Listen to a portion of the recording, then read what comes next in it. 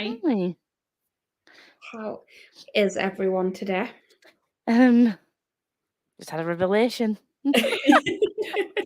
Lisa's discovering many things about crochet. Not too bad. Yeah. A bit stuffy still.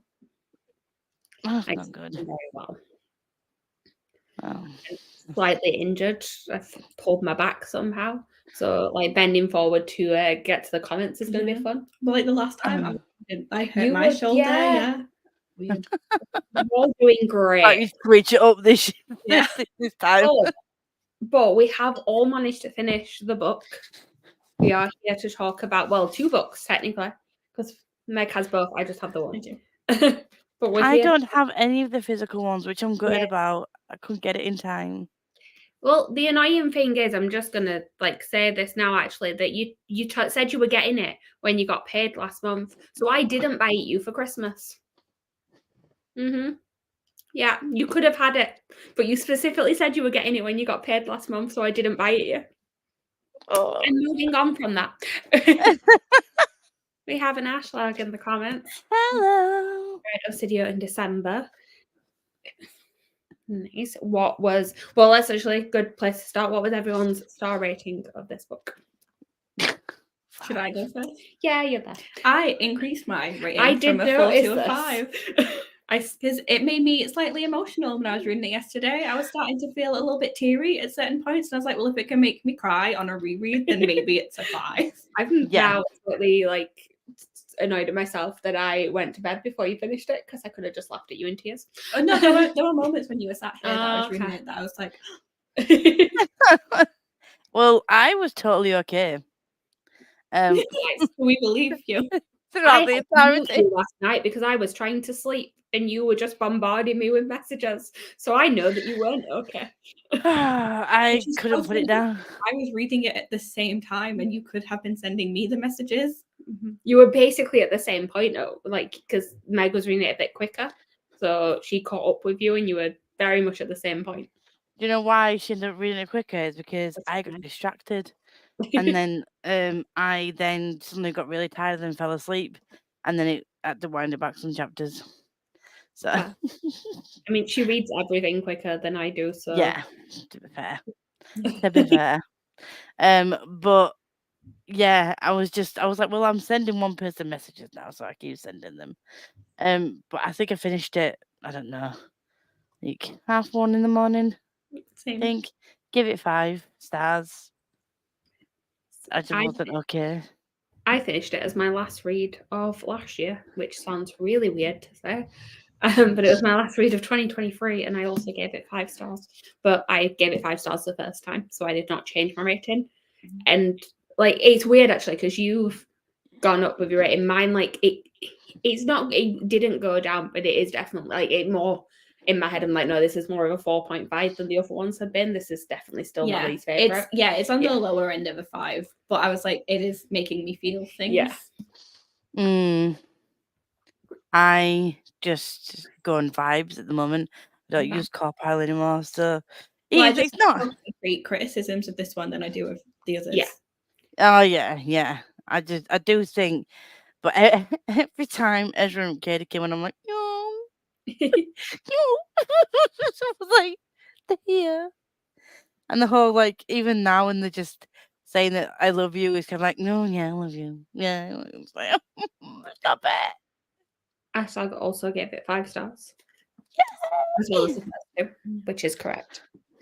I should say actually what we'll probably do is talk about Obsidio first and then touch on Memento at the end, just because obviously if anyone does join and hasn't read Memento, if they want to then disappear before that bit, then they can feel free. So I don't even know where to start. We both took notes this time. Yeah.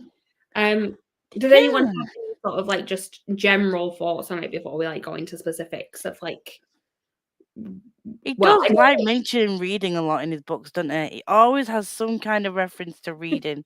Yeah. And the more you read him, the more you read his books, you kind of pick up on that. There's always, even if it's just sort of a backhanded sort of a comment, no, as if I would read that, or if I would he still has to mention it.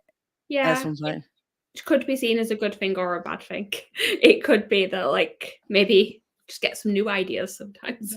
Yeah. But I kind of enjoyed it in this, to be honest. But yeah, I feel like also Amy Kaufman is getting like a PhD in like some kind of literature studies kind of thing. So I feel like she also has a lot to say about the written word. Yeah, that's fair. Overall thoughts, like I do like that each book followed a couple. These probably were my least favorite couple. So this is my sort of general issue with this book is, whilst I do still really enjoy it, everything to do with the characters that we've already met is great. The bits to do with Asher and Reese, I know why they're there.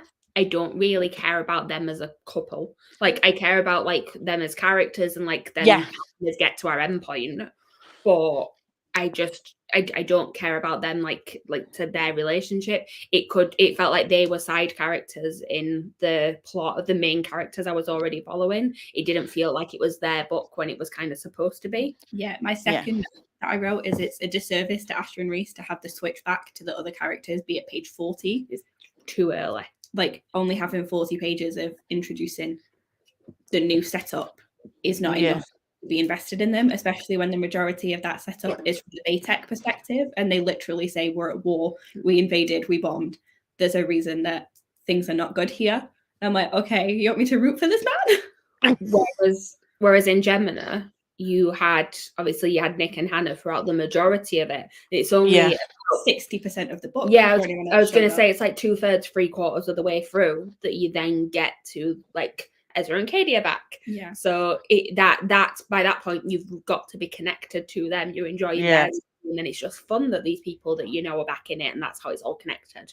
Whereas like obviously this one's always going to be more connected from the start because multiple things. One, because like we have got a storyline that we need to get back to, but also like Asher is already connected to Katie anyway. Yeah. There's already a link. But that you could have had that. You could have like just known that obviously Katie was going to come back into it at some point. She was heading there. We knew she was alive. You could have had Asher doing her video diaries to Katie all the way through it. Oh, that was so cute. And it was just a bit too soon. Just think maybe they should have waited until page like 150, 200 before switching back. Yeah. And we should have had a bit more time with Asher and Reese separate, because then by the time we got to Katie and Ezra and everybody would be like, oh, okay, we finally know what's going on here. But you're not sort of miffed then that you're going back to the A plot.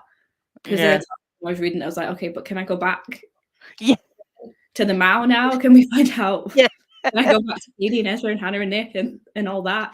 But, and the thing is with some of it, it could have been just like the same content, just put in a different order.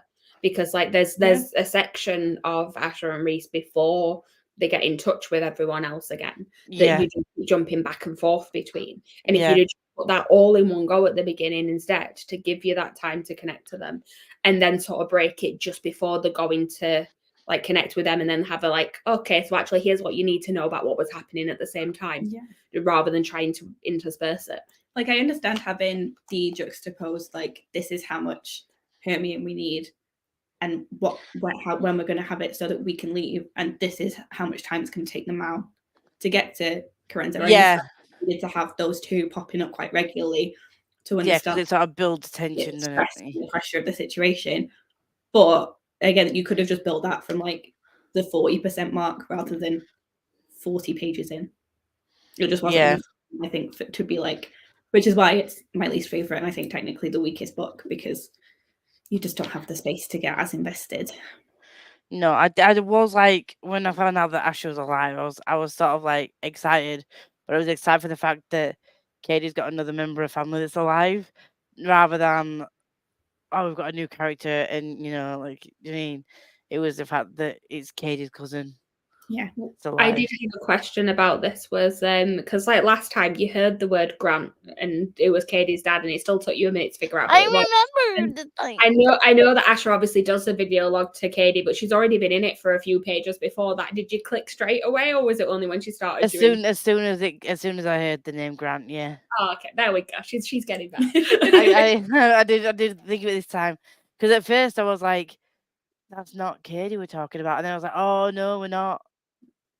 Because obviously I wasn't reading it, I was listening to it. Yeah. So yeah, I did get that, and I do wish that we'd have got more. I know we've got some of Ash's backstory, but like I do agree with you guys that I would have preferred to spend that time with her and got her backstory first. And I do think the video messages to Kid were really cute. Yeah. I did I really think like Ash them. was a lot easier to connect to at the beginning than Reese was, because obviously Oh we know yeah, about Asher anyway. Like we know that she was living there with Katie, so we know that like sort of whose side she's on, sort of thing. yeah. And obviously Reese comes in and he's working for the bad guys, and it's like, okay, and this is the romantic lead. this is the choice. The thing is, I don't know if it's because I kind of knew that it followed different couples anyway, and obviously he came and I was like, oh, okay, so he's the interest then. I didn't think he was choosing to be a bad guy from the beginning. I didn't get that vibe from the officer that he chose that, and obviously we find out he didn't choose that. But and I know that she thinks that all the family are dead and that like the world's going to shit. Well, she doesn't think the world is going to shit. I think her reaction to Reese initially was a bit of an overreaction in my mind. No. I think it was. She's been occupied for like 7-8 months at this point. Yeah. Thousands of people on the planet have been shot and put in holes in the ground. She thinks they've not been buried. Yeah, she has no idea what's happened. She knows Katie got out on a shuttle, doesn't know if they got blown up by this super scary spaceship that went after them. Like, there's absolutely no way that someone showing up in a Baytech uniform does not deserve to be like hit on sight. Like, he is the bad guy. I also like ignorance is not an excuse. Also, just throwing that out there. Like their actual backstory as well was quite like, I mean, ridiculous at points. It was because like obviously I think I said to you like when we had sort of like obviously Ezra and Katie were already a pre-established couple in the first Yeah. but like it seemed that they were just like a cute couple that had sort of like obviously she split up with him right at the beginning, but like they were just like a regular sort of like high school romance type thing. Whereas like the sort of backstory of this one where it was like, God, she was sort of hanging around with the wrong people and then they got tattoos of each other and it was all very dramatic, and it seems like there was quite a lot of turmoil in the relationship beforehand anyway. So yeah. Even if he wasn't in a Baytech uniform, she was already going to be a bit like, not feeling great about seeing him anyway. And then he thought that she'd just ghosted him for like God knows how long. So there was already a bit of a distrust there anyway. So, yeah, I could have done without the romance side of their thing. I think it probably would have been just as good if it had been like there were friends that got like parted during all the ruckus or whatever. I don't know if she'd have been able to sort of like use him in a way like that sort of true. If there wasn't that sort of romantic connection. I feel like my issue with the romance is that she seemed to forgive him too quickly. Like he did like 2 semi-decent things and suddenly she was like, oh no, I kissed him and now like all those feelings are coming back. I'm like, have a bit of backbone, babe.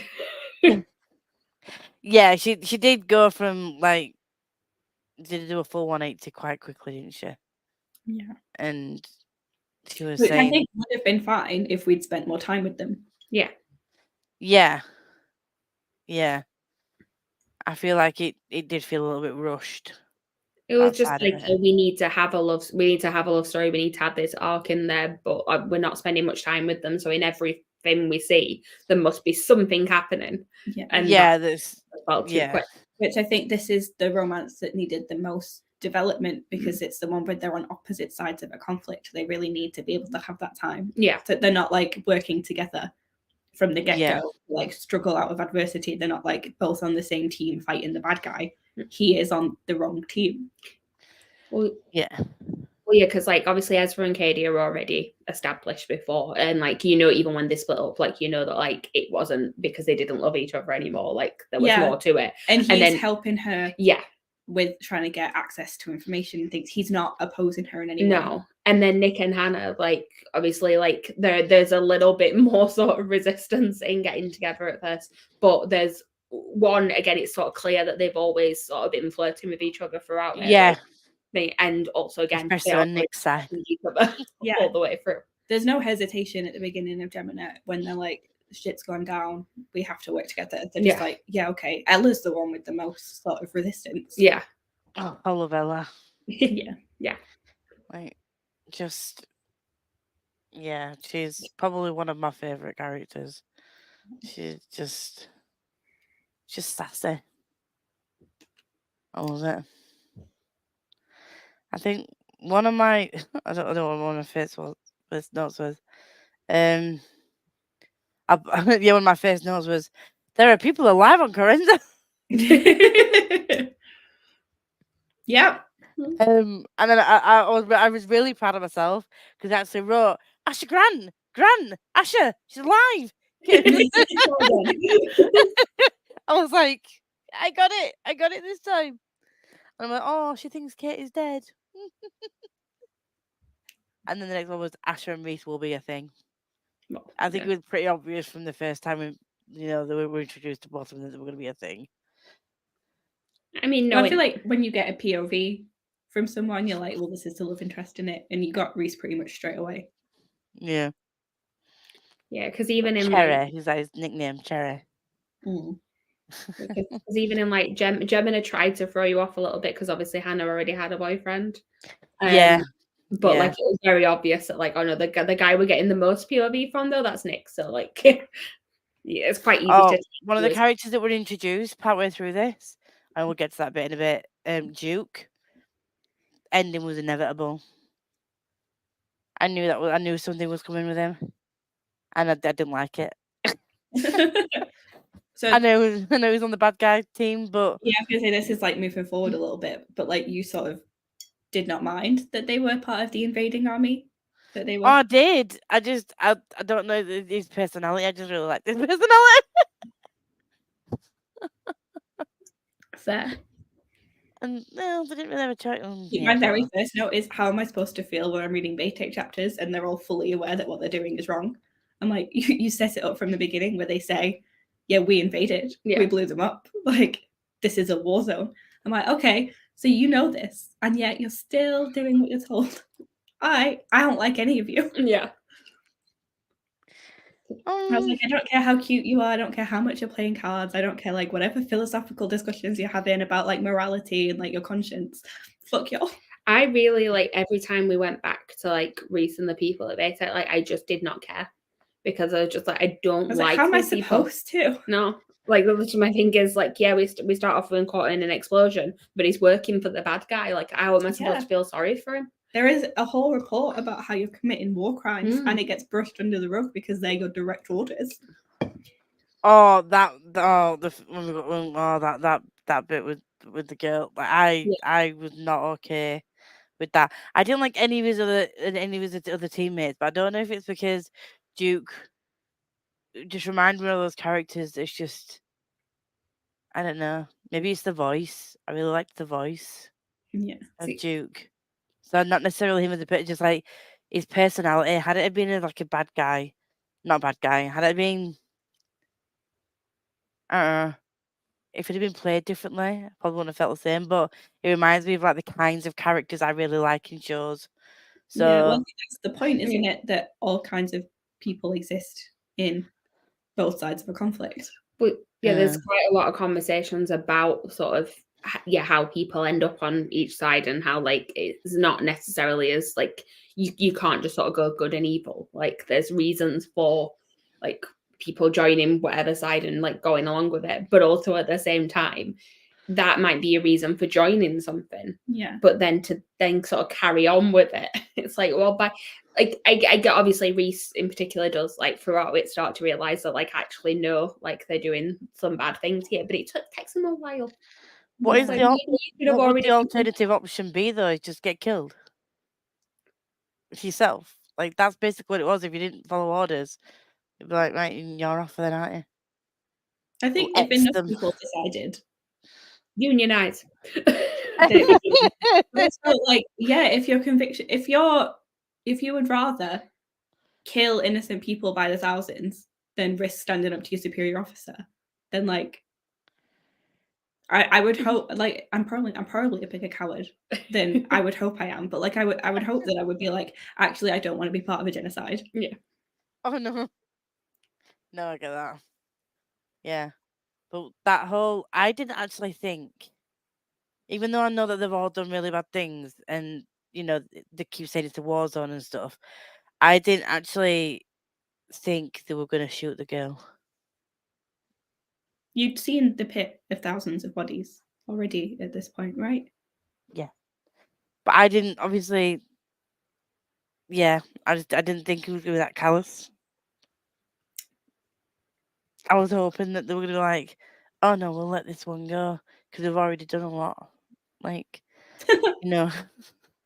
we've done the most. we can start let this one person go, and It's nice that you can be so optimistic. Yeah. No, they were unregistered. They were useless to them. Why would they keep them alive? But I think it hit harder as well because there were comments about like the fluffy pink like clothes. Like I was not okay. I didn't like that. It was horrific. Mhm. And then it was just like, oh, let's go on a merry way. And I do get that that's one of the points where he was like, yeah, that's not okay. And he sort of flew off the handle and punched him. But I fucking hated his superior officer. What was her name? Oshiro. Oshiro. She could have got thrown off the edge of a planet and I wouldn't care. She was horrible. I didn't like her. I feel like she was exactly the same as Duke. I'm just saying. Yeah. I didn't like her. But I'm not saying I liked. I don't know. Duke. I think I just liked his voice and his personality. Not necessarily. I know that he's a bad guy, and he was on the bad side. I just wish it had been on the good side because I'd been like, it'd been one of my favorite characters. Yeah. Well, I mean, Oshiro was the one at the end who was like, "No, this is it. We're done now." Like she was. Yeah, but she waited till like right at the very end, and I was like, yeah, no. I don't know. I don't know. Well, Duke at this point was dead, wasn't he? Bad. Yeah. Well, it's just I'm sure like a couple of minutes ago you're like, well, what would you rather have them done than have been shot if they disobeyed orders? Yeah, her superiors were dead by that point, weren't they? She was like, was she like the superior at that point? Because everyone else was dead. Because there were the superiors on the ships above, weren't there? Like I don't think she knew what was going on, but she just took control of the ground. I mean, also like there's clearly like superiors that aren't even in like the area as well. Like, so you don't know what the effects are going to be from like higher up. Yeah. Yeah, I suppose. Like Leanne Frobisher is overseeing everything. Oh yeah, that woman, that realization that that Ezra had, and he'll go to meet them then because I just read Memento. But yeah, that realization was. I mean, we'll get to that part later on because I feel like we're really jumping around now. Yeah, we are. You've got more detailed notes than I have, so what's your next bit that you've got? My next note was someone committing suicide on their birthday is really fucking depressing. Oh my god. That. Yeah. That was just like they specifically advertised for people with no families, and he's like, "It's my birthday, let's go destroy a mine shaft." I was like, "All right." Yeah. Like I'll sacrifice myself for the greater good, sort of thing. And I mean, it did make a point of him saying like he had no family left and whatnot. But yeah, that was still a bit like. I did like the cleverness of like the secret messages. That was genius. I really enjoyed that. I didn't enjoy that, but I really liked that. You know what I mean? Yeah. But the fact that they all knew what he was going to do, and they were like, patting his back and stuff, and yeah, it was just a lot of it. When you think about it, a lot of it was just. I think a lot of this one was more gut wrenching than the rest of it because you're obviously in the thick of war at this point, aren't you?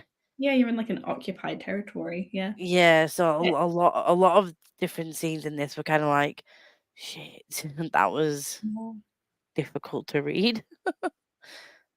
There's a bit just like a couple of notes down where I was like, loved it, not loved, but like it was interesting to see them mention just how terrible invasion forces are, because I can't remember his name, the mine guy who had the kid. Oh, that was difficult to read as well. He's sexually assaulted by their jailers. I was like, I forgot that was mentioned. I was like, fun. Yeah. Little sprinkle in there.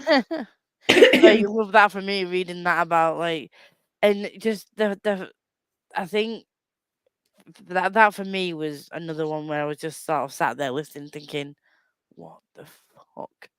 Because it starts off quite polite, doesn't it? And just sort of like, I'm just letting you know, like, can you do this? And their blank response was just, request denied. Yeah. Request denied. And I was like, oh god, it's like computer says no, in it. It's like the total like inhumane response, and his really angry response. I think that does set you up to think that he is the person that does the thing near the end. But because obviously he writes this really like explicit message back and then just gets deleted. Well, it doesn't get sent. There are a lot of blacked out parts on that. Redacted bits. Do you know what? I don't know if this is done on purpose or that it's just been missed in the audio. But in the audio, there's a part where she says "fucking" and it's not bleeped out. I noticed that and I was like, oh. I think it might be as well though because of the speed that you're listening to. I think what they say is ink, and it's just said really quick, so it sounds like they say it. Fair, maybe.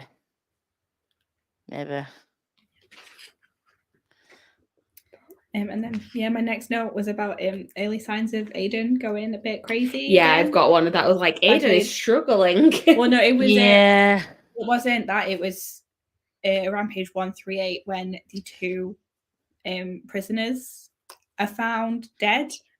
It's just like that. It's a lot earlier in the book and he seems to be struggling, but he's already sort of ignoring protocols about not killing people. Yeah, and the fact that Katie said that she was gonna make sure that because they helped, that they would be okay, and then it's like, oh no, they've been killed. Initially, I didn't think that was Aiden. I don't know why. No, I think the book sort of leads you to believe that maybe it was one of the Heimdall crew who tampered with the like systems and stuff. Yeah. But every time he came on and it was like that, and it was like, oh fuck, Jesus, he's not okay. And not gonna lie, him being in love with Katie was creepy as fuck. That just really weirded me out. Like not suddenly, because obviously you could see the sort of like progression from like the previous books, like from how he was feeling. Not that he could feel. I don't know how I would word it because he doesn't feel as a freaking computer, but that whole thing it just really made me feel uneasy. Like it wasn't. And at one point, I don't know whether I don't know. I don't think she loved him the way that he loved her, but she'd grown and she's got an attachment to him as well. Yeah, I think she was like Aiden was a crutch for Katie. Yeah, and then when he said that he loved her, and she was just like, and then nothing.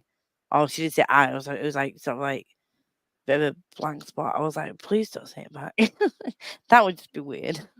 I think it's interesting when we talk about Aiden because like this is sort of jumping ahead a little bit to Memento, but like there's a bit in there. It's like where Aiden first uses the word I, and like and even when we're talking, you're saying he. Like you're personifying Aiden in a way and saying like, oh, Katie didn't love him in the same way, and I'm like, well, yeah, because he's not a him. Like, I've done it, Anna. Yeah, that is that's a bit of a weird one because AI's creepy. Yeah, I think because when obviously reading the books, we always see him. Aiden male voice as well. Yeah, an allegiance referring to itself as I. And male. Yeah, I get that it's an acronym. But it's said as Aiden or initials. Yeah. The other. Yeah. But that whole thing between them was a bit weird. But there's bits of that from really early on as well, though, because like this is when sort of Katie and Aiden are talking like quite early on in page 127. It's like, I am beginning to monitor conversations around you on the bridge. So it's like already very creepily, just being like, Katie is the priority. Yeah, and the fact that when Katie goes to see Isaac, and she lets Ezra's hand go, and he's like, but she still held on to me. I'm like, yeah, I was like, you're a computer. She's just like, it's not a conscious thing. She's not done. And it's like he read into it like, oh, she holds on to me, but she lets his hand go. It sounds like it's like sort of portrayed as you don't. It's like, yeah, she's not gonna hold her boyfriend's hand and be like, oh, hi, Dad. Like, do you know what I mean? It was really awkward to read, but I do. Awkward so much that it was sad. Yeah, well, yeah, awkward might be the wrong word, but it was just, yeah, it's a bit weird. There's also a bit, I don't know if you noticed, it's partly because I was noticing like what they were referencing. So there's a couple of Princess Bride references in this book. I've seen it. But when Katie and Ezra, so there's a couple of conversations, they end where they say "as you wish." There's also a time that Aiden does it. Yeah. And it's like, you have been listening into their private conversations, and you were kind of trying to. But Katie mentions it later. I don't think towards the end of the book. Aiden says "as you wish," and it's after she thinks Ezra is dead. Yes, no, I do. And she's like, "Why are you saying it?" That's what he says. I stopped making notes by this point, but he does it earlier on as well. Yeah, though. Like he very much slips it in. It's like, oh, she only realizes later because she's traumatized because she's it's just died in a catastrophic explosion. Yeah. But yeah, like there's definitely like signs all the way through that he is very much like monitoring Katie, like very like to a ridiculous degree. Yeah. I mean, as much as creepy as that is, it also did save a life. So, you know, the fact that it was so obsessed with her is kind of like, you know, a potentially good thing is that, he saved a life. They were just having a cute little flirty conversation about the fact that she'd got him a bed for the night. Like, he didn't need to be reading that. No. My next note is about Ben Garver and how irritating I find Ben Garver. Oh my god! While you were reading it, he's so irritating, and I completely understand where he's coming from. Like, if I was part of the Heimdall crew, I'd be like, "Why are you not taking us seriously? We're living in such cramped quarters. Like, someone needs to listen to us." He's just so irritating in the way he does it, and obviously, I knew that he was also going to murder Syrah, so I was just like, I hate you on sight. I didn't see that coming. I thought that he was gonna have not necessarily like a rebellion of that kind, but I thought he was gonna like stamp his feet and like have like an outburst of some kind because he was getting ignored. And she was just kind of obviously she thought he was just a bit of a pest as well. But that I immediately disliked him because, and I know that it's sort of they are 18-year-olds, they are teenagers and whatnot, but the fact that you can't ever forget the fact that in this book that they are the age that they are, because it's constantly fucking reminded by so many people, you're only 18, I'm not following a kid, and then in the other hand they're saying, well, they're in dire straits, and then they don't have the personnel that they need to do what they need to do. I'm like, well, this guy, regardless of what his age, is capable of doing that. So just fucking listen to it. All him and his friends were all just really annoying. The only reason that we're refusing to listen is because of his age, and that just grated on me so much. Yeah, but I do get it because they've not been in like dire straits for 6 to 8 months. It's been a day. Since the Heimdall was invaded, like they've had a very short space of time to become acclimated to this, and then they've just been completely shut out by anyone in sort of a management role. So like I understand where they're coming from. I understand why he did what he did, but I can still hate him for it. Yeah. Because if you think about it, if it like is that I get that it's saying like we know that they've like approved themselves, and like it doesn't matter how old they are. But if you think about if a 15-year-old came up to you and tried to like tell you how to do things, like came up to you at work and was like, this is how you do everything, you wouldn't just listen to it. No, that's fair. In a job that you've been doing something similar to for the past like 20, 30 years. Yeah. Yeah. Like I say, from an outside perspective, from having the full story, we can be like, well, that's fucking stupid. Why would they not just do what they're told? But I'm like, Yeah. they've been thrown into an active conflict with absolutely no warning. They've just been like trapped in an entertainment complex before getting on a ship and being told that like we have to travel a long way to get to a colony that may or not be there now.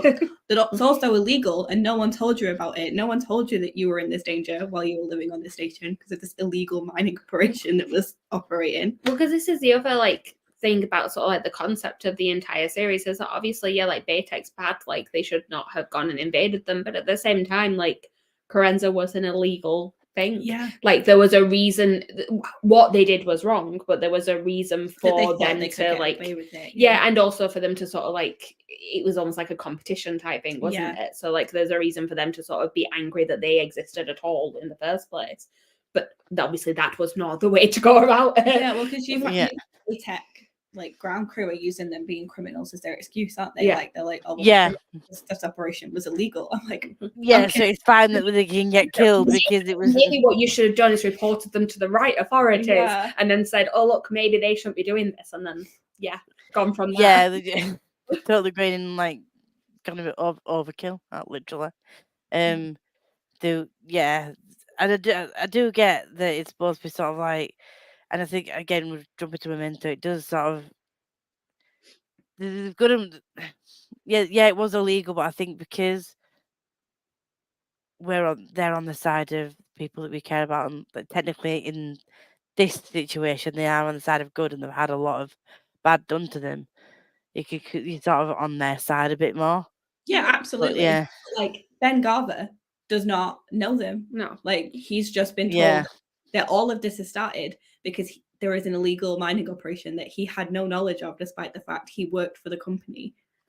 Like, and he's just been thrown into it. So like you can understand his frustration and like his like sort of animosity at being left out of all the important decisions, because he's just like a man of the people. He just wants what's best for all the people that are like crammed into these floors. Like I hate him. He's so irritating. He goes in the wrong way, and he's like a bully and like sort of misogynistic, but like I get it. Like I'm not sure I would be a better person in that scenario.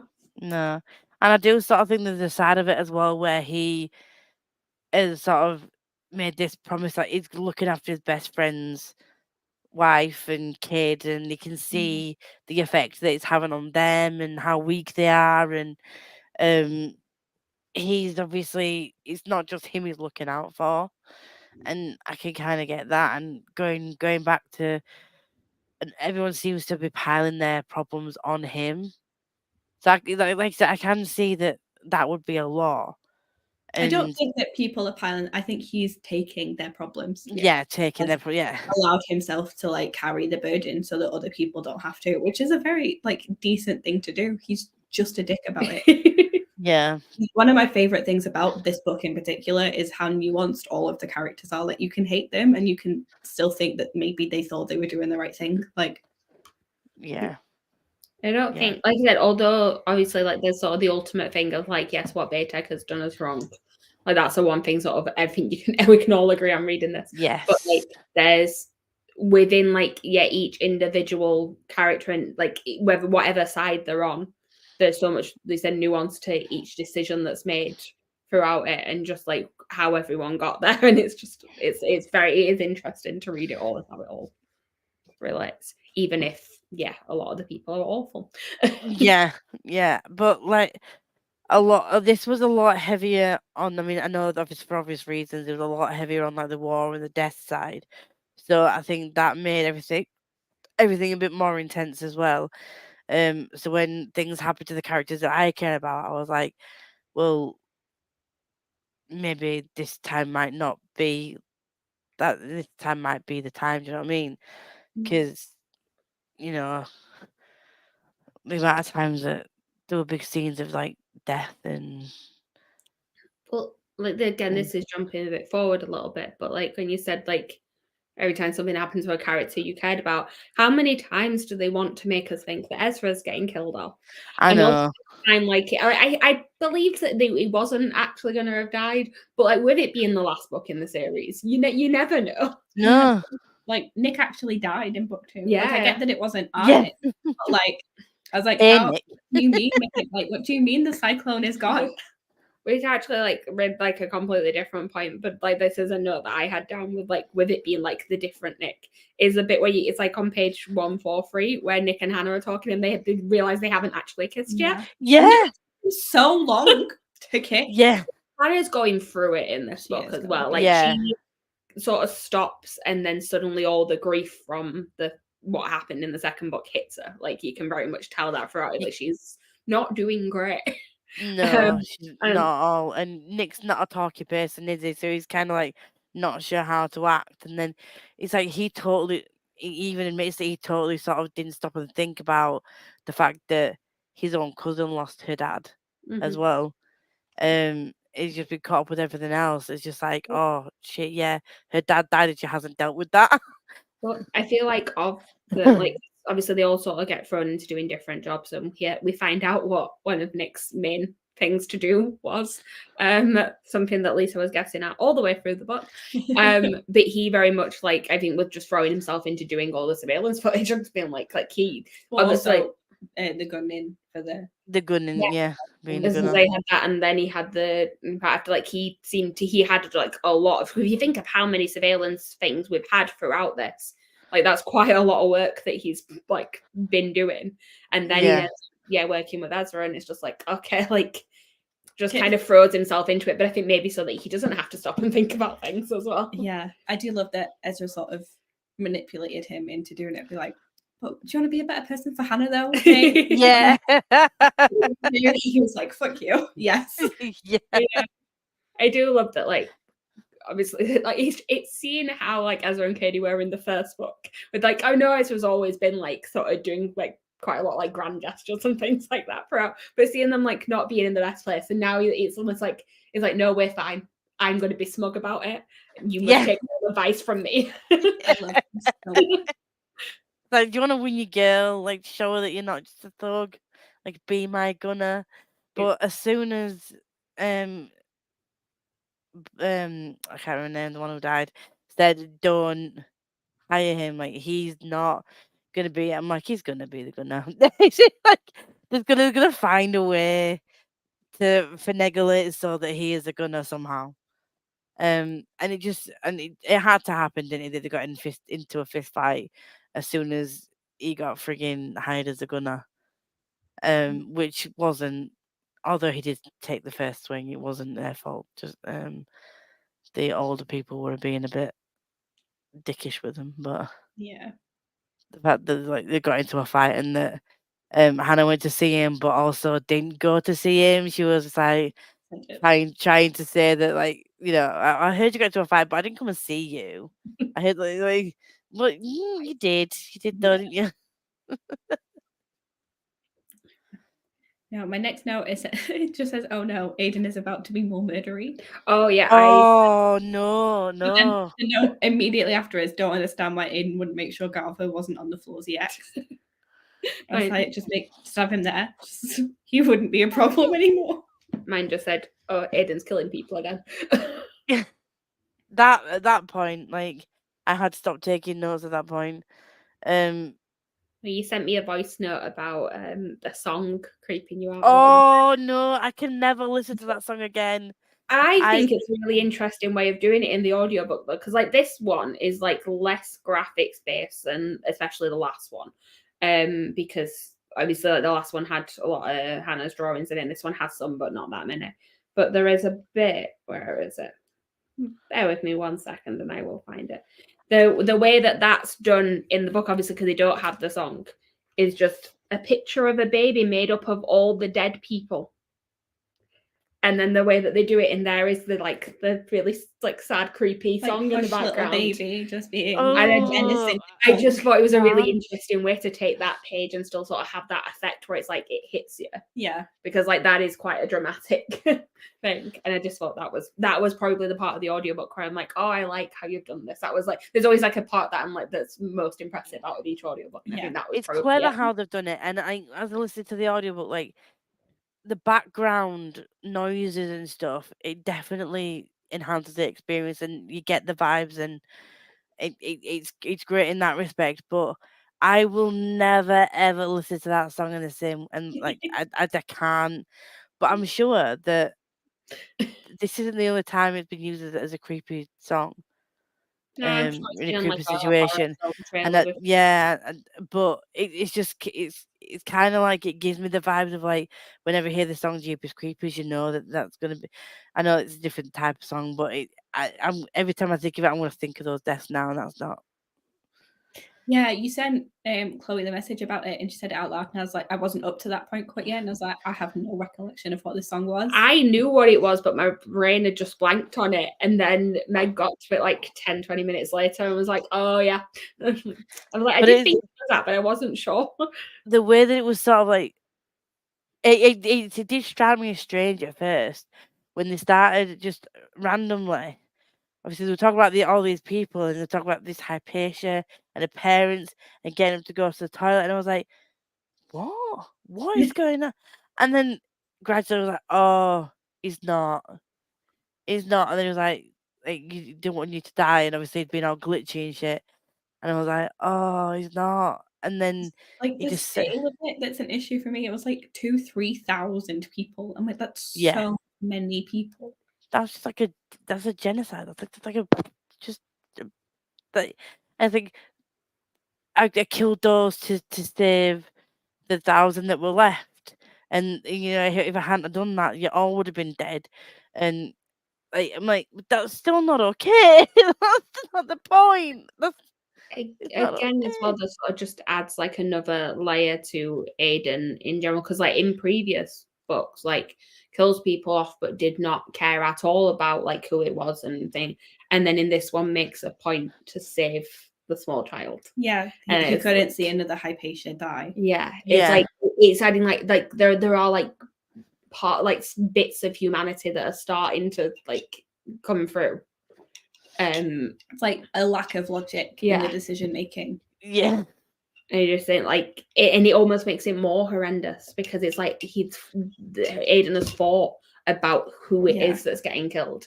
So it's not just indiscriminate, it's not just for the numbers. No, but I think the running theme of Aiden's thought process is that Aiden knows it's a monster. Yeah. Like and that bit when the voice goes on monsters are born, I was made. Yeah. But like it's the running motif, isn't it? Like every story needs a monster. Yeah. Monster. Yeah. That throughout a good portion of this book, my brain was just singing a bit of the Hunchback of Notre Dame of like what makes a monster and what makes a man. I'm like, you Aiden. No, but yet neither. Huh? I was like, Aiden's like both, but also neither. Like, yeah, because he's not there's alive. a lack of corporealness. It's difficult to quantify, but yeah. It's all very strange. Mm-hmm. Like, but him thinking that was like justifiable to do because it was Katie's still alive. Like, the other people are still gonna, make it to Carenza now, and they can try and execute the plan that they want to do because they've now got enough oxygen to do it, and they're now going to have enough supplies to do it. I've done them a favor. No. But by like cold logic, that is justifiable because if nothing had been done, everyone would have died. Yeah. But then there's the morality of it, isn't there? Like, well, yeah, but that's you don't have to justify things with morality. You can justify them with the end result. And especially with Aiden being like NAI, you shouldn't have like any sort of, we said humanity is the best word to describe it, like any sort of emotional reasoning behind anything. should just look at things purely logically, and purely logically it makes sense. But even if also, it's horrible. there is the emotional element to it because Aiden then knew that it was going to be turned off, and it did it anyway, even though it's scared of dying, even though it cannot die. Yeah. I think he just got a little bit confused, didn't he? It was very glitchy at that point. And the fact that Ella, like a less glitchy Aiden, like obviously Aiden is only at this point because it is damaged. But if like we had like the Alexander Aiden who was damaged, would it still have made the same choice? Possibly just wouldn't have had the empathy. Well, not is empathy the right word? I don't know. Wouldn't have had the. It would have just gone with the logic, wouldn't it? Like, he wouldn't have thought about Hypatia. He wouldn't have thought. I say he thought. He hadn't thought. I don't know how to say it, but there wouldn't have been the consideration of Hypatia and stuff, would there? In the old Aiden, as a non-binary person. Yeah, they.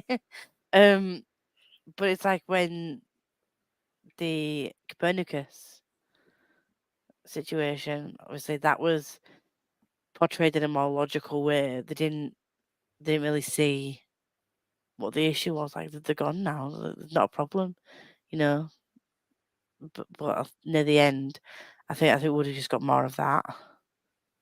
But is it the way it is because of what happened in Memento? Like, if you had a fully functioning AI that wasn't glitchy at all, that hadn't been damaged at all. This is something we'll get onto when we're talking about Memento, which is one of the reasons why I thought it was quite interesting to read that.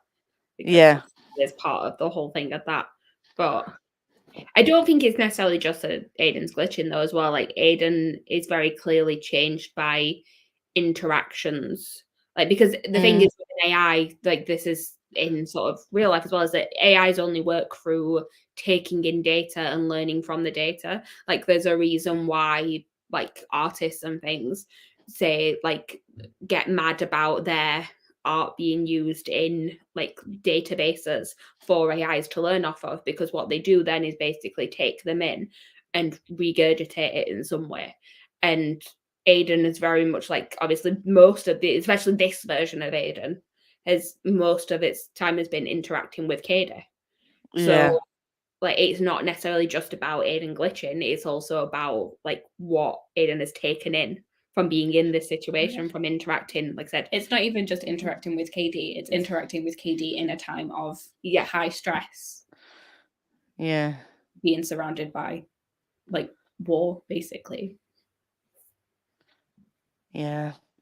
It's one of the like scary things about sort of like AI as a concept, in like not trying to make you scared in the real world. Obviously, this is an extreme example of things, but I know what you're like.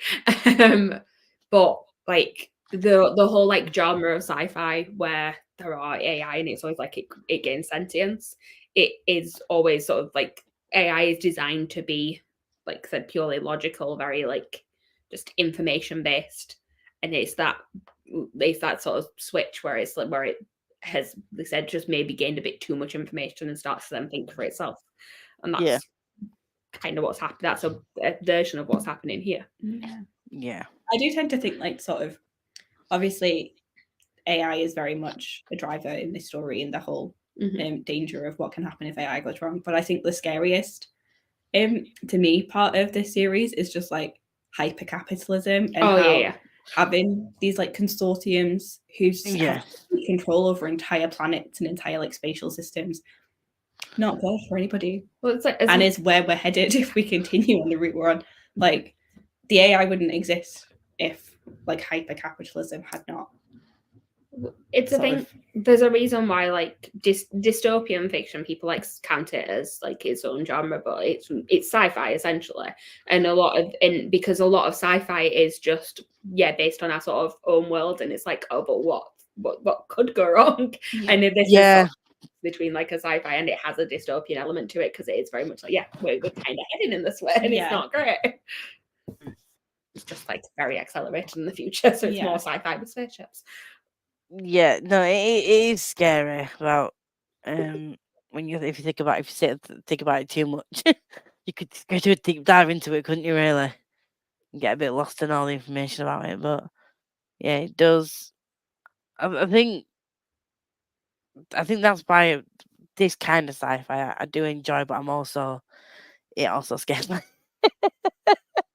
Well, I think there's sort of sci-fi is split into like your sci-fi like this, where it is more like human based, like it could just be us in the future, and like I said, and then dystopian is sort of a genre of that as well. And then you've got your fantasy sci-fi, which is where you've got your different planets and your aliens and things like that. And but I mean, a lot of those still tend to be quite like they also tend to be a bit more fun, whereas these ones do tend to be a bit more terrifying. Yeah, like just throw in a bunch of genocide in there and you'll be all good. Like, but sadly, it is a thing that humans tend to do to each other. Yeah. When the power goes to the head, it's just like, yeah. I don't have many more things still written down. So I've got one silly thing, but I'm so glad they use Celsius as a temperature measure. Well, the joys of Australians, right? Yeah, rather than Americans. But this is the US edition, so they could have changed it for formatting, but they because I would not have any concept of what that meant, but it was like high of 4 degrees Celsius, low of like minus 26 or something, and I was like, I know what that means. That's fucking cold. That's freezing. Yeah, that is like more than being in a freezer. Yeah, that is. Yeah, frosty. And then my next one is not loving Reese betraying Asher because of one of his murder friends died, even though I think it's part of their plan. And like I couldn't remember exactly. I was like, I think this. I was like, it felt real, and I was like, fuck you. Yeah, obviously this is my first time reading it, so like I think, like I said, as soon as Duke was introduced, and even Duke makes a comment about it, about he's not going to be caught out of his armor because he's not going to be like taken surprise. He's not going to be the one that ends up dead. Yeah, he's like when they start asking about his family and stuff, or kind of what he asks him about, and he's like, no, we're not doing that. And I was like, well, yeah, you're gonna end up dead because you are the quirky side character that he becomes friends with. Like I knew something was gonna happen to him. Well, then again, I think everything's gonna happen to a lot of people, but like, but when that happened, I genuinely thought Reese was just like angry with grief, and that he thought that obviously because the stuff had been stolen, and he did sort of question at one point, and I was like, does he actually believe her that she was behind it? And that whole I think at one point I don't know if I messaged Chloe or whether I wrote him a notes that I've now deleted. But I thought he had actually betrayed her. You put Reese betrayed her, but did he? Yeah. At first I thought, well, no, he's just gonna overact. But then when he was like getting the stuff out of the cupboard and like he threw the pad and like all the information's on there, and then when she started getting beaten, I was like, oh, maybe he's actually betraying him, because I can't imagine that he'd have let it go that far if he wasn't. Yeah. And I was like, I'm sure that he's not fucked this up, but like, damn, this is a lot. That one to me just like literally were pounding on, and I was like, he won't let it go that far. I was like, there's no way he can still be the love interest at the end of this if he betrayed her. I was like, there must be something going on. But like for a second, I was like, oh my god, he turned her in. There was a few points at the end where I was just like, there must be a secondary plan that is going on here. Like, this can't be it. Like, the fact that they constantly mentioned that Nick was still wearing a parachute, I was like, this must come into play in some way, shape, or form. You can't. And one comment is like, oh yeah, Nick's a scaredy cat, whatever. And like Nick surely knows about going out and being a gunner, but the fact that he was mentioned like 2, 3, 4 times, I was like, something's gonna happen. But then at the moment that it happened, I forgot he had a fucking parachute, because it was just like the trauma of everything just being like whatever it was destroyed, and I was like, shit, they're dead. Yeah. I was like, no, Nick and Ezra are dead. And then because everyone got sad then, and I was just like, he's done it. They've actually done it this time. They've killed him off for real. The last message you sent me was about Nick and Ezra. It just said no, but then your phone auto corrects the name Ezra, so it says no, Estates and Nick. I didn't make any notes, but I had 2 for just before the fighting started. So I would die for Isaac Grant. I love him. Also, the notes that he gave each of the 5 of them had my eyes tearing up a little bit. Yeah, I teared up at that with no surprise. He was so sweet. He was like, I'm adopting all of y'all. Yeah. Like, yeah. You're all my children now. And the fact that I'm a proud father. Followed through with by the end of it. Yeah, I love them. And then I also just wrote a note that I love the way that the air like battles are formatted, both like audibly where like you hear sort of the overlap and you hear like the blasters and stuff, and then visually how the battles look with just like the big text on like the grade background and stuff. Like I just think it looks really cool. But then my last note was just the final confrontation is very stressful. Like literally everything that happened from like the big battle onwards, I was like, oh my god. I stopped taking notes. exactly what's going to happen now, and I'm still stressed about it. I stopped taking notes. Okay. Yeah, I was just like reading it and I was like, it's so late, but I need to finish this because oh my god. Yeah, I couldn't put it down. I was like, I was on the edge of my seat, and I like you said, like listening to the battle in my mind, because obviously because I didn't have the physical book. Like I could still picture it happening like on a screen. Like it was just so vivid. Yeah. But it was like also really scary. Like all the little background noises, when they got hit and they could hear the beeping, like, oh, I'm going down or I've been hit and all that kind of stuff. Like the whole thing was great. But also that does make it more stressful, way more stressful than a narrator just reading it off a page. Do you know what I mean? It adds to it. And well, it was just one thing after another. There was the Cyclone fight went wrong because Aiden lost control of like the gunners. Aiden hadn't taken into the fact that they were going to go to the Kenyatta. You think Ben has betrayed them again. Oh my god, that wrong on the ground, and you have no idea where Katya is. And I'm just like, I know this is all going to be fine, but for a while, Katie thinks everyone is dead and that they're going to like send themselves to the Kenyatta and blow themselves up, and Hannah's going to be the only one that makes it out. And you're like, just give me a moment. Well, do you know what? Sorry. Yeah, what were you going to say? Like I know that we've read previous Kristoff books where they do the whole bittersweet happy ending kind of thing. But I genuinely thought at this point, because I've already done the fake outs with Nick and Ezra previously, I was like, they're not going to do another one. And then Katie, oh my god, I thought that she was. But then I remembered at the beginning she does talk at the. Is she one that talks at the hearing thing? No, Her voice comes on, doesn't it? No, it was Hannah, wasn't it? She talks in just the first one, the Illuminae files one. The Illuminae one, when she's just talking to the end, she doesn't talk at the hearing. It's only Hannah at the hearings.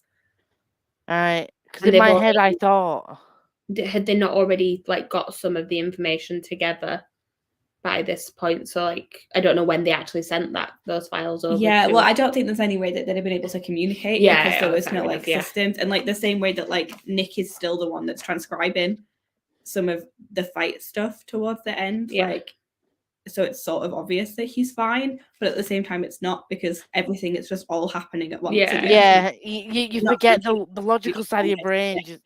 The logical side of your brain just goes like out of the window, and it's just constant stress. And then when everything starts to calm down a bit, the whole thing with Katya, that whole slow motion situation, I was totally not sat in bed sobbing. I was totally fine. Nothing to see here. I was just like, whoo. Like I couldn't even have anything to like hold. I was just sat there rocking my fucking hot water bottle. And just like,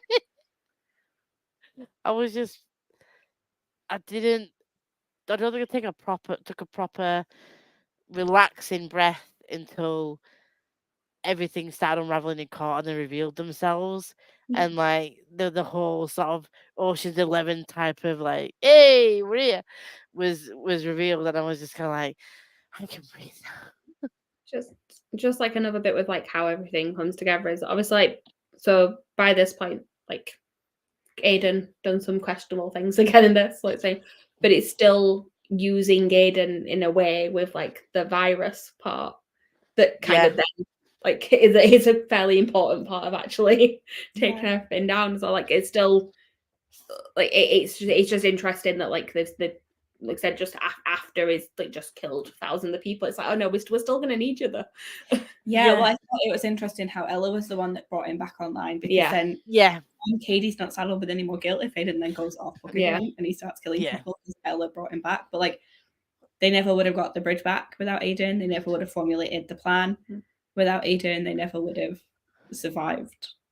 And calling a little spider was just, and the fact that like you kind of when the plan starts slowly being revealed that he really didn't betray Asher, betray Asher, and they thought that they'd got the upper hand because they knew what was going on, and then when he said that like a little spider had been released, I was like, that's Ella. Like it was just that satisfaction of that.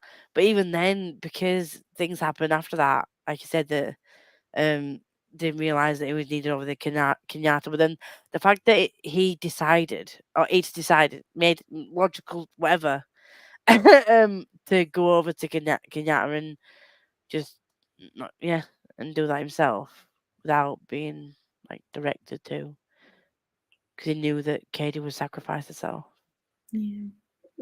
Speaking of Ella as well, just one more thing before we sort of like come to the actual like sort of slightly happier end when we got to it. And so obviously you've been trying to figure out who did the surveillance footage all the way through. Now, I think it took you quite a while into this book until it was like very much spelled out for you on the page as to who it was. Because at one point you messaged me saying it was Nick and Hannah. And I was like, no, that's half right. We're halfway there. But did you not think when you started reading this one, bear in mind that you knew from the end of the first book that Katie and like her team were the Illuminae group. They were the ones that were responsible for putting everything together. Did you not think that maybe some of the other people that we'd been introduced to already might have just been helping out? No. Okay. I mean, in fairness, Hannah did do some of the editing. She did, but I mean, like the actual like because the kissing was very important. Yeah, that bit was just so cute. Very well. Come on to the ending, actually. That bit was so cute. Like, but with the people who are doing the surveillance, I don't know. I just, it didn't clock in my brain that it could have been the other people. I'd be so interested to find out, people who didn't listen to it, how easy it was to distinguish between the two narrators. Yeah, I didn't realize I think it took me quite a while to realize. I know there is a note that says in like Gemina that says, oh, you might notice that this is a different ID number. Did they start in Gemina? I thought it was like partway through this one they started. No, there is no, it is this one, sorry. No, they did the bit where Aiden, they make that's Aiden. Yeah. No, but they do make a point of citing. Yeah, there is a brief Ella starts. It says that like you may notice it's a different ID number. It was like well done if you noticed. But like I don't know, sometimes like I don't think that's what I'm saying. I don't think I read it straight away, and it was only like it took me. I did notice eventually, but it took me a while to realize. I mean, obviously they are quite distinctive styles because like Nick, every time Reese was there talking about his quiff, like they are quite distinctive styles, but I don't think I really noticed like it until I think you mentioned it. And well, I think because it's mentioned at the end that Ella had helped out with some of it, so I think I was like, oh, okay, I didn't realize that. And then this time obviously I could see it more. Well, just because I know that if I'd been physically reading it, like I wouldn't have read all of the briefing notes, I didn't, because I'd been like, not all of these are relevant. No, I definitely bypassed it the first time. I absolutely would have not been paying attention to the analyst ID. Like I'd have just, but like they're obviously so different as narrators. I think that's the thing. I think I noticed like after reading a couple of them, I was like, oh, this reads different. And then, like I said, it is sort of mentioned later on, like in one of the final conversations, like they said that Ella had done some of it. We appreciate though that the Australian accent in this one is actually good.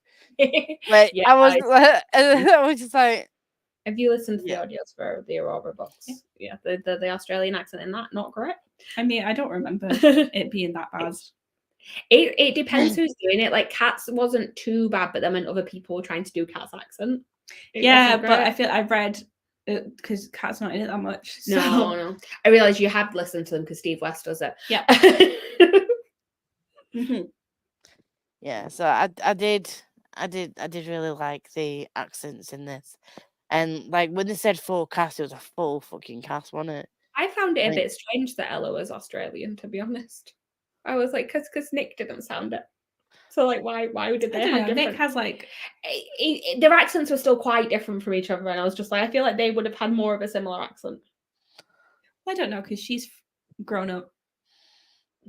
Sort of, he was from New Petersburg, and she was from like space. Like, fair enough, So like there'll be similarities in accents because they've been around each other, but like they grew up in very different. Yeah. I get like. Yeah, I did like that.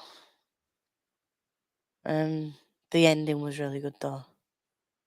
Like the whole reveal thing, like I mentioned before, it's very Ocean's 11, wasn't it? Like it felt more like Spartacus to me. Like it was just like, no, I am part of the Illuminae group. Just everyone appearing. Never read it. Never watched Spartacus. But like that I am Spartacus like meme. Like no knowledge of like the cult. No, I am Spartacus. No, I am Spartacus. No. Like it's so perplexing to me. Your lack of like just cultural knowledge. Like that's a cornerstone in like pop culture.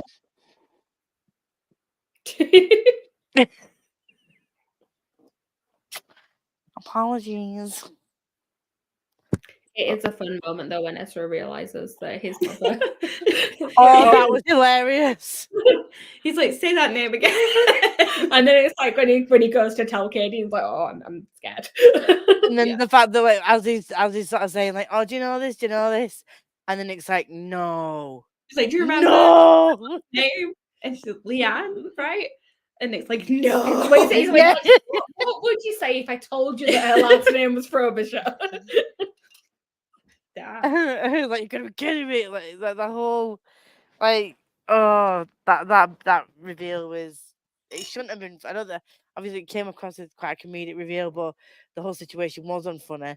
But I mean, we already knew about it. In all fairness, so but just seeing we've already had the reveal back in book 1. It was just hilarious when he found out, and then he told Katie, and it was like Nick was just totally no.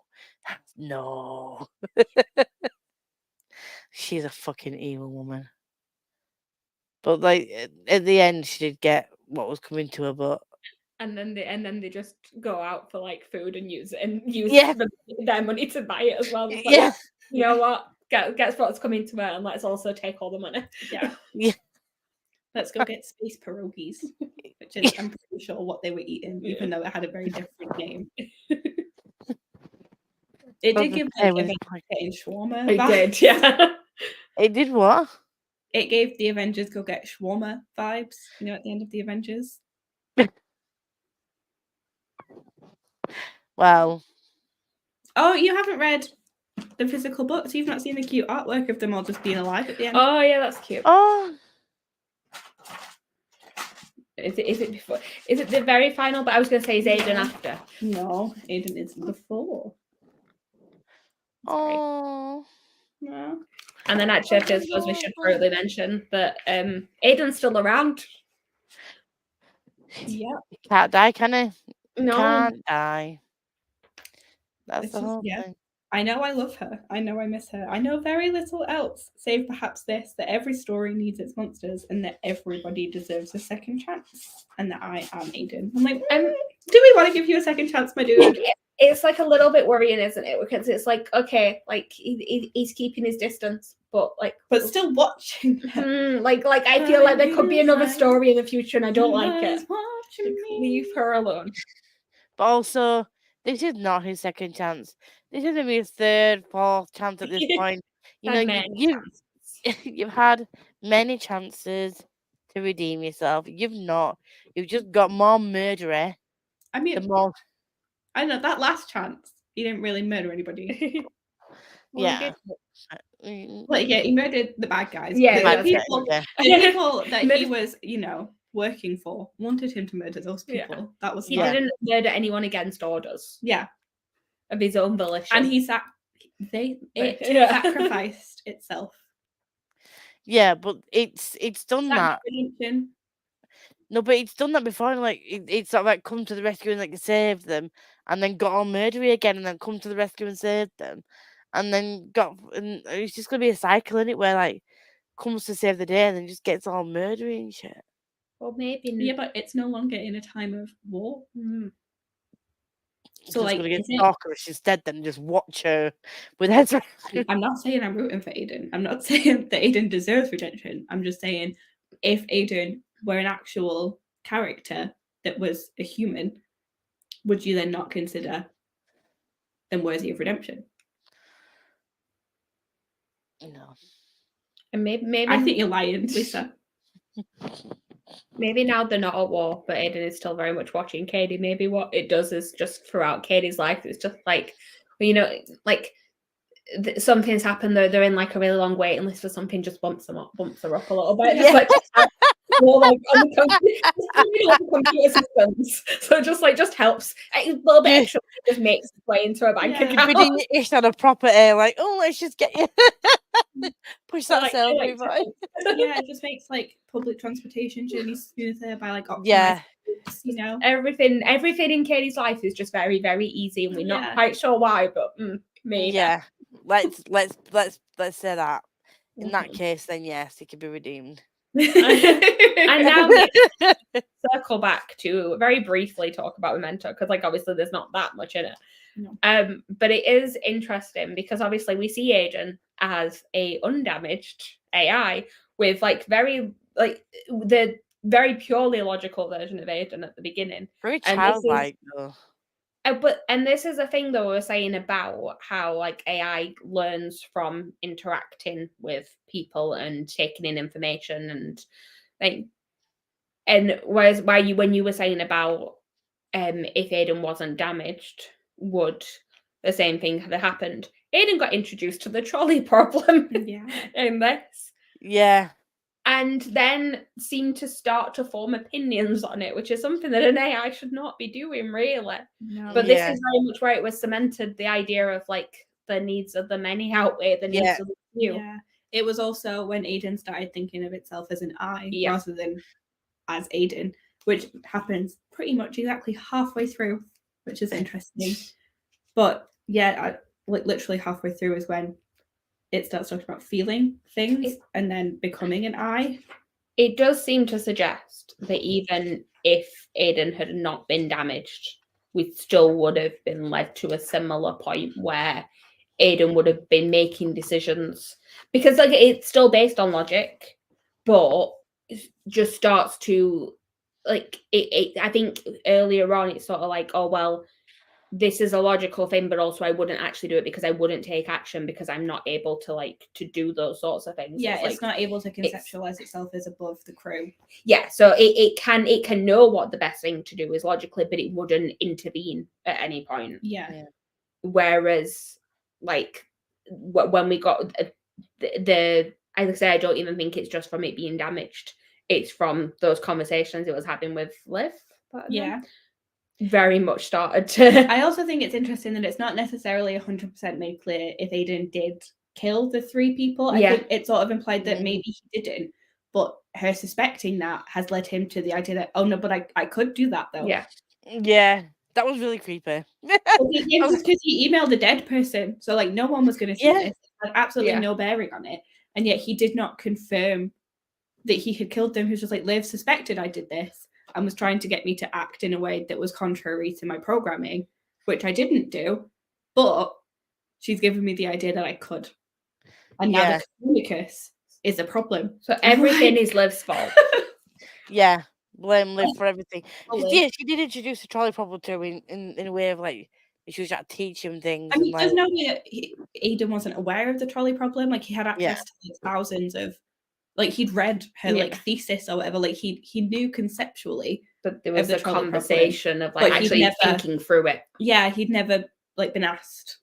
It had never been asked what its thoughts on the morality of it, the ethics of it, because it had never had need or like cause to think of morality and ethics. Yeah, and it was very sort of creepy the way, and again, it's not really explained, I don't think, whether it was done on purpose or whether it was just a glitch or whatever, because everyone was sent like thousands of stuff, messages at the same time, but she wrote to her dead dad, and then it sent her the trolley problem, and then didn't understand what was going on, and I don't know if it could just have been in the systems because like they'd recently had a conversation about it, so that was the image that was connected to her. I'm not sure if it's more interesting for it to have been that he didn't kill them, but that the thought process around her like getting to that point is what sort of triggered its sort of further collapse into its monstrousness, as opposed to, is it more interesting if Aiden did kill them and she was completely justified in everything that she was trying to do? But you can kind of understand that, like, if she's already still not got over what happened with her father, and then she was already concerned, or there were already concerns about the damage that had happened from the nuclear attack. Like, it wouldn't be a massive jump for them to then think that, well, for her to think that it glitched and killed her partner. And like, obviously, because you don't know what grief can do mad things to your brain, can't it? Any stress can do mad things to your brain, like saying that she could hear Aiden's voice, or like the voice just before Ethan died. Like, that was still unsure whether it was like in her head, and like, because that's what she thought happened, that happened, or whether like it whether it actually did happen, because it's a bit like one of those like make of it what you will, like choose what you believe sort of thing. Well, yeah, because from like our perspective of Aiden's character, we've got much more knowledge of it killing many, many more people. Yeah. So it completely makes sense as you're following it through to be like, yeah, Aiden absolutely electrocuted them. Like, that's obviously what happened. But I think, I don't know, I think I find it more like interesting or compelling to be like, no, he just thought of it as like a thought exercise. Yeah. Towards the beginning, and then it was towards the end that it conceptualized that it could become the person who made the decision-making apparatus that decided the best path involved killing. Yeah. But isn't it funny that all that came from a human? Well, I was going to say, I think another interesting part of this as well is that, of Memento, is that obviously we see Aiden very connected with Katie all the way through, but Katie is clearly not the first person that he's had like that type of relationship with, because if everything wouldn't have happened with this, you can very much see that like Aiden and Liv would have had a similar sort of relationship. Aiden would have probably got quite obsessed with Liv in the same way they did with Katie, and it almost feels like maybe the reason why Aiden is so protective of Katie is that it went wrong with Liv. Is it like was almost trying to protect Liv then, and then like it said it went wrong and sad things happened in this one. Yeah. So then when that sort of thing has happened again, when they've like formed a connection with a human, has done everything possible to try and save Katie. Katie's that matters. Yeah. Okay, because it's like learning from previous mistakes, and it's like I take all that information and also this didn't work. Trying to do this didn't work, so let's adjust and then do this to protect the person that I care about, or that's important. And if you think about it in the way of like saying that, well, maybe Aiden didn't do the electric, maybe said, well, actually I didn't do it last time, but this time I can do something, and then over. Yeah. That's we're so far at the beginning of Aiden's corruption in this one that it is interesting to see how deteriorated it becomes. Yeah, because even by the time you see it in Illuminae, like it's already deteriorated to a level because they're already like, are they shutting it down, or they have shut it down and they're rebooting it after the damage? Yeah. The first time we see it in Illuminae, but it's already like the first time you actually sort of see it speak, like there's issues. Yeah. It's kind of like, it does feel a bit like with Aiden, like if you turn it off and on again, like suddenly like the corruption it won't be as corrupted. Like let's just reboot him and it'll be fine. We have a little bit of a lull when you get rebooted. It's just like, okay, like maybe we can trust you, everything will be fine. And it's like, yeah, you went and murdered people again. yeah. Wow. Oh my god, so shocking. I think, like, obviously it's a self-replicating, self-healing program, but like obviously it keeps getting moved from smaller, like from a large like core database to smaller and smaller and smaller things. So you can only self-replicate so far if you're on like a data pad. Obviously it's going to get more and more damage. But by the end of it, it's like it's tiny. Yeah. It's a virus. Yeah, it is. Because I think I do like the fact that it uses real world logic, because like you can understand how that would work. Like logically, if you did that with a program, it would become damaged. Like that makes sense. So it very much sounds like a real world thing. Like, Yeah. so you can understand why it became corrupted. It's not just, well, it got hit with a nuclear missile. Well, yeah, there's that as well. But obviously, started just taking shots at the servers. But you can understand that when it's being moved around, whatever, like you can understand that it makes sense that the more you try and like do that, the more damaged it would become. Yeah. But again, it's My still. favorite part of it was when Ezra Mason just said hello. Yeah, there were some fun little. There was a sad cameo earlier on from James McNulty. Mm-hmm. Oh, didn't like that. So sad. But then we got a happier one where it's like, oh, I know you. Yeah, I feel like you. You're adorable. But Uh-huh. yeah, being reminded that James is no longer with us was not a happy memory. But I mean, like, you knew going into this one that like 95% of the Alexandra personnel, like they got into, like there was no one to get attached to. You were like, if Katie Grant is the chief like tech person, these people are not alive anymore. It was sad though, because the ones that like I did like in it, like I did like the couple in this, which I found funny. Like I was more connected to their romance than I was Teresa. Yeah, Teresa. But like it's sad that neither of them like sort of died in the way that, like you said, you knew that like all the people on that ship had died, but neither of them died in the place where you expected it to be.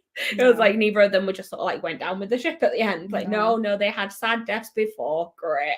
Yeah. You know what, when you said that, I felt the same. Like I was like, oh, this is a really cute relationship. I don't know why. I want to know what the age difference was, because they kept mentioning it was older, and I'm like, well, what exactly is this age gap? I need to know. Yeah. I don't think they ever specified it. Well, like he's not ancient because he wants kids, like, and he's hot. I think she's young, so I think she's probably like 18 or something. She's 24, she's like 23 or 24. Oh, she's older. I think he's probably like early 33. Yeah, that's what I'm gonna go with. Because he's like obviously like higher up, so he's worked his way up a bit. Yeah. But it was just like the way that they mentioned it. They were like, they're much older. I was like, I don't think he's that much older. Yeah. But I think. But I just liked how it was like the bit where you'd seen her like being attracted to him, and then the next thing it was like she was getting moved to a different manager. Yeah. And then she was like, I'm really sorry, I didn't mean to do that. Like, I can't lose this job. And he's like, you're not losing the job. You're going to have the same responsibilities, but I can't fraternize with one of my direct reports. He's like, so you want to fraternize? That was just like an adorable. Yeah, and that was a note because he didn't want to wake her up. Oh no, it was horrible. Like thing is, I would say you expect that something bad's gonna happen, because this is like technically like, it's the origin story, and it's like the prequel story to what happens. But as soon as I read that note, I was like, no, he's dead. Like he's actually like, because obviously you don't know who when you first read it, and I thought something was gonna happen. You don't know what happens to who first, do you? But I as soon as I read that, I was like, nope, that's the sort of like saying I promise. And every time, oh my God, every time they said, I'm not going to let anything happen to you, I promise. I'm like, stop fucking promising. Stop it. Because when people do that, people die. Like, stop promising that nothing's going to happen and that you're going to get out of it. You're not supposed to say, I'll be right back, because it means you won't be right back. Why? I think that made it more stressful for me, because I was just like, why are you doing this? Just to check, you've never watched the Scream films, have you? No. Or the fact that you don't get that reference really upsets me. Never mind. There's rules of horror films in Scream, and that is one of the key ones, is that you can never say that you'll be right. I've heard that comment being made before, like there's certain things that you don't say in horror films. Yeah, you're also not supposed to have sex, because that will also mean that you're the next one to die. I can't remember what the other things are. You should never go upstairs. Yeah. That always annoys me when I watch films. Why the fuck are you running upstairs to an area where you're going to be more confined? And it's not like you just jump out of a window, because if you tried, you'll probably fracture or break something. Anyway, sorry, I derailed us then. Yeah, no, like every time they said, I'll see you on the other side, promise, I'm like, stop it. Take it back. Like, I didn't like that. But, I mean, I'm glad that they all ended up. Like, that picture at the end is just so adorable. I was gonna say, let's end it on a happy note. Like, they all, the people we cared about were all fine. And Katia was reunited with her mom, who like was so sad the first time we meet her. Is now doing so much better. It was I'm glad that all of the people we cared about got the happy ending. Yeah, and I'm glad that she was able to save Katia, because like when that scene happened, I was like, not again. Like, oh my God, trauma. The timing of that scene is that it was like you had like Katia getting shot, and then you had Ezra and Nick going missing, and then it went back to Katia, and it was like, oh, I'm glad that like they tell it, because you said like, oh well, you find out quite quickly that like she's okay, and I was like, no, there's a good chunk. And I was like, Nick and Ezra like have had the issues in the middle of it. You were, oh, okay. Yeah. So I'm glad that again it's like had like a happy ending. Obviously, RIP to the good people that were lost. You know, the captain who were doing the best. That just sounded really strange. RIP to all those fictional people lost in this fictional battle. I was really sad when the captain died, wasn't it, Bull? Thank you for your service. She was doing her best. Like, she didn't want to be a captain. She was just there because she was like the only one on a research vessel. Yeah. And then she's got fucking got assassinated. So I think we can safely say that this series went a lot better than the last series that we read for the read along. You finished and I didn't. Finished the last series that we read for the read along. I mean, Meg wasn't obviously joining us for that, but Meg also read like the first book. And did you read the second one? No, I just bought it. But owns the second one and has not read it, or the third one. Don't. I haven't buy the third one. Well, yeah. But I should say we have one last series that we are going to be reading for Kristoffalong. The timings of it are going to be slightly different. So thank you, Meg, for joining us on this series. We're going to have Tori joining us for the next one, and it's going to be Empire of the Vampire and Empire of the Damned, which obviously is not a complete series, but it's all we have so far. And we may come back with a live show well, I don't know. Like, I'm not promising anything because it's going to be in a few years' time. But we may come back with a live show for the third one when it comes out. What we're going to do for Empire of the Vampire is have a slightly longer reading period, partly because it's a chunky book, so it gives you time to read it, but also because we're planning on having a live show not long before Empire of the Damned comes out, so that then if you want to read it close to the live show and then go straight on to book 2, you can do. And then the live show for book 2 will be like a slightly longer wait for that as well, just to give people time to read it and actually acquire it, because it's a new release. So the live show should be towards the end of February on Lisa's channel. But it'll be on the Twitter as to when exactly it will be. Ashla is very excited to reread KOTV and then read. I am also very excited to read it, but also like a little bit worried that on a reread and having read so many J. Kristoff books this year that I will notice like the things that are very repetitive that this one already tells me about a lot. Look, I think I rated it 4 stars apparently when I looked at Goodreads the other day. I'll recall that. That's fine. I've just reminded myself though that I need to purchase the sequel from Illuminae in the next couple of weeks. Oh shit, yeah. I know it's soon, but I can't remember when. But anyway, I'll at least have a copy and bit there. On that note, if there's nothing else that anyone wants to say, read it. Read the series, it's great. Okay. I would just like to say I think everyone else should read some more Amy Kaufman. Just throwing that out there. I will be reading one this month. I'll be reading Amy Kaufman and Megan Spooner series at some point. That's what I'm reading this month. Yeah, she's pretty good at sci-fi if you also like romance. I'm just throwing it out there that she was also a big part of the series. She was, yeah. You should read more of her thing. Well, yeah, because I will say, I have said this in other things, and I haven't said it before, is that like I very much think that the romantic side of things like comes from her. So if you love like the Ezra and Katie part of it, which maybe I do. Yeah, maybe read some of her other stuff, which I will be doing.